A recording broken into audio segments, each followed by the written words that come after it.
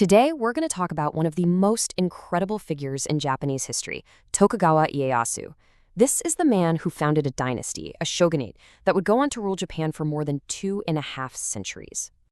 But, his story doesn't start with power. It starts with the complete opposite. And that really brings us to the one question that defines his entire life. How does a boy pass from one powerful clan to another like a piece on a game board, a mere political pawn, somehow rise to become the undisputed ruler of an entire nation? It's an amazing story of patience, of absolutely brutal pragmatism, and just an unbelievable strategic mind. He was the man who would finally put an end to the constant warfare of the Sengoku period, Japan's warring states, and create an era of lasting peace. All right, let's get into it. So, Part 1, The Hostage Prince. Ieyasu's early life, and this is key, was defined by one thing and one thing only: being a hostage. He was a guarantee, a human contract, whose life could be snuffed out the second his family stepped out of line. Just look at how shady his situation was. He was born into this small clan that was literally squeezed between two massive rivals, the Oda and the Imagawa. At just 5 years old, he's sent to be a hostage, and on the way, he gets abducted by the other rival clan. A few years later, he's traded back to the Imagawa. His entire childhood was spent in someone else's custody, which taught him to watch everyone and trust absolutely no one. So let's be really clear here.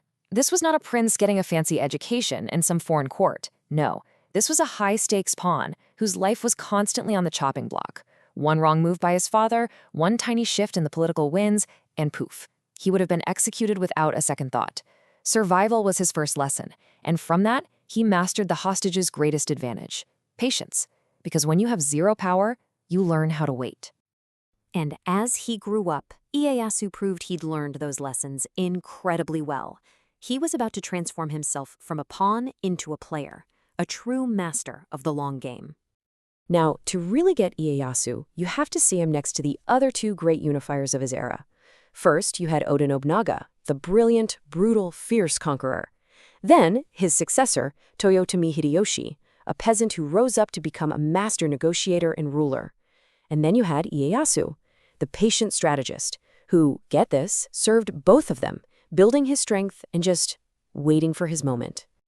And his alliance with Nobunaga, man, it would test him in ways that are just almost impossible for us to even wrap our heads around today. Loyalty back then wasn't about words, it was about action.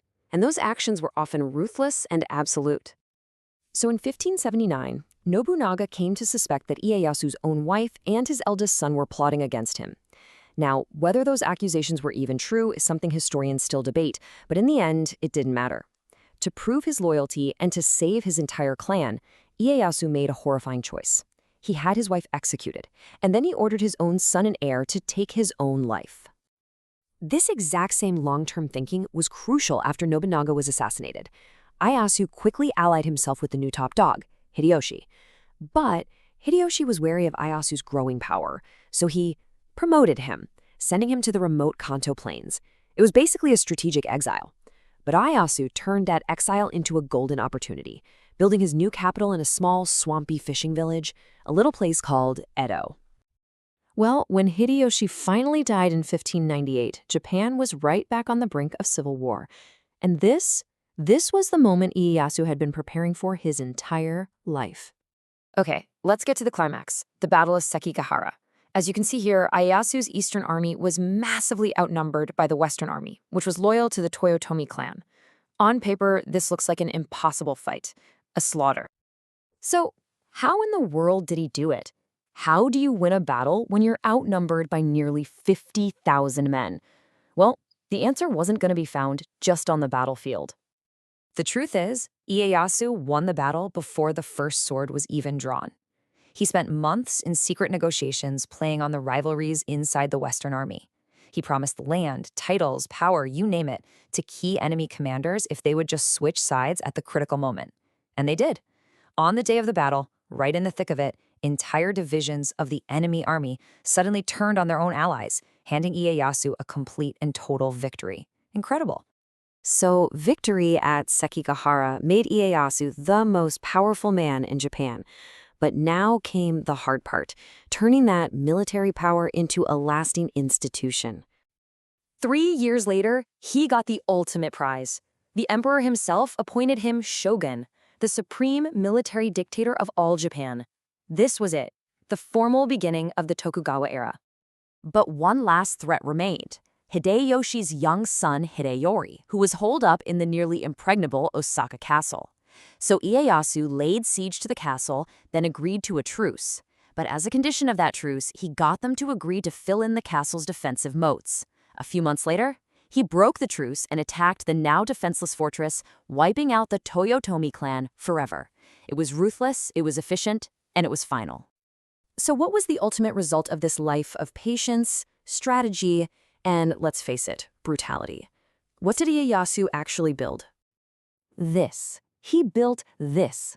More than 260 years of relative peace and stability. Think about that. After centuries of non-stop civil war, where fathers fought sons and entire clans rose and fell in a single generation, Ieyasu's shogunate brought an end to the fighting, and this great peace allowed Japanese culture, commerce, and art to flourish in ways that were totally unimaginable before. And hey, remember that remote fishing village, Edo? That brilliant move of turning exile into an opportunity became his most lasting physical legacy. Under his dynasty, it grew from a swampy backwater into one of the largest cities on Earth, the new political and cultural heart of the nation. And today, of course, we know it as Tokyo. You know, maybe nothing sums up his philosophy better than his own words. Life is like unto a long journey with a heavy burden. Let thy step be slow and steady, that thou stumble not.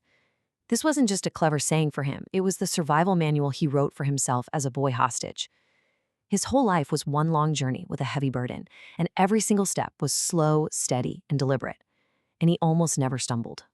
So who was he in the end? A ruthless tyrant who sacrificed his own family to survive and used deception to crush his last rivals? Or was he the pragmatic peacemaker whose brutal efficiency finally gave Japan centuries of peace?